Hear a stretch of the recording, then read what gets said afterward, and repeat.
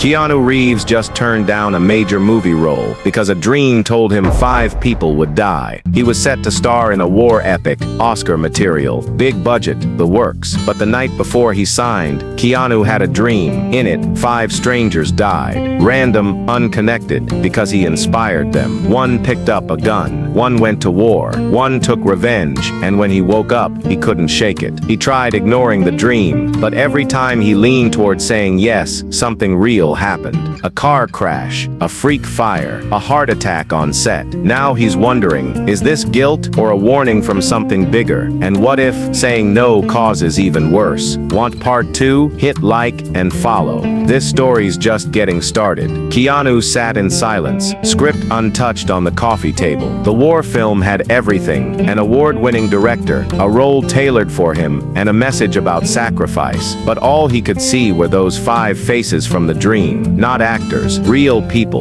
their eyes wide in fear, their deaths inexplicably tied to him. The first incident came hours after his agent urged him to reconsider. A man in Phoenix crashed into a utility pole while filming a combat-themed TikTok, quoting lines from Keanu's earlier war roles. The second, a teenager in Kyiv was caught sneaking into a conflict zone. He'd posted online that Keanu's movies gave him courage. Coincidence? Keanu wanted to believe that. He needed to. But a third incident followed. Then, a fourth. Each time he flirted with signing the contract, another tragedy made the news. Small local stories, but eerily connected. One woman suffered a stroke after watching a violent trailer she'd said she wasn't ready for. Her blog showed she'd been counting down the days to Keanu's next movie. By the 5th incident, he wasn't sleeping. He stopped answering calls. He stopped acting. The dream wasn't just a dream anymore. It was a prediction, or worse, a warning. And yet he felt like a coward. He wasn't doing anything wrong. He wasn't pulling triggers or making anyone watch. He was just telling stories. So why did it feel like destiny was holding him accountable? Desperate for answers, he visited a small monastery in northern Japan, a place he'd gone after his father's death.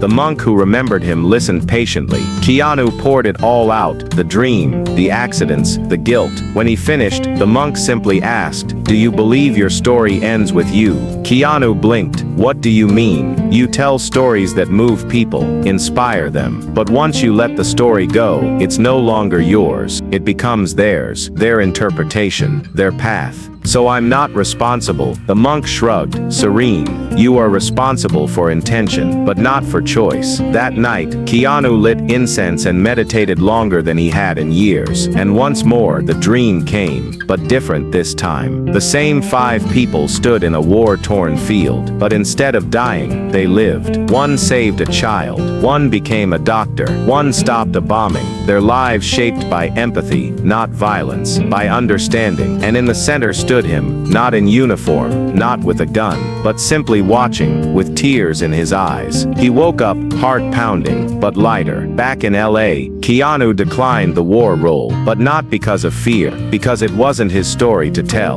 Instead, he used his influence to fund a documentary on post-traumatic healing. He gave voice to real veterans, survivors, peacekeepers. Months later, a letter arrived from one of the 5 dream figures, a real woman, alive, who had nearly joined a militant group. She'd seen an interview where Keanu spoke of choosing peace over power. "That moment changed me," she wrote. "You'll never know what you saved me from." Keanu sat with the letter in his hands for a long time, then smiled. Because maybe stories do have consequences, but so does compassion. Sometimes, the kindest thing we can do is walk away from a role we were never meant to play.